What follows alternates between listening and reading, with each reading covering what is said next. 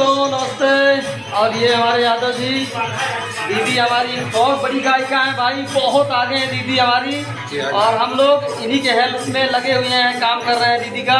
और जो है अभी रिकॉर्डिंग हो चुका है गाने का, आप शूट पे जा रहे हैं।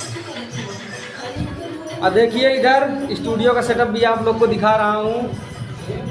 ये हमारे कवि जी हैं और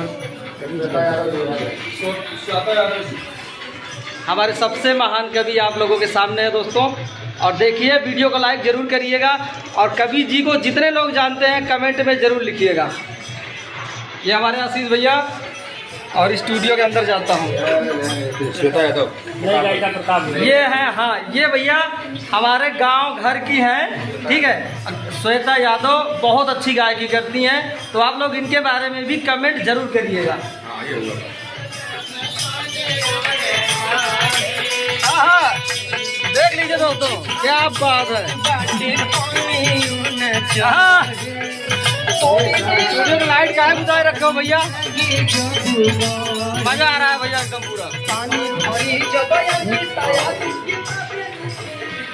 तो ठीक है दोस्तों, नमस्कार, गुड आफ्टरनून। दोपहर हो चुका है और हम लोग सेट पे जा रहे हैं अभी। आशीर्वाद दीजिए, धन्यवाद, बहुत बहुत धन्यवाद।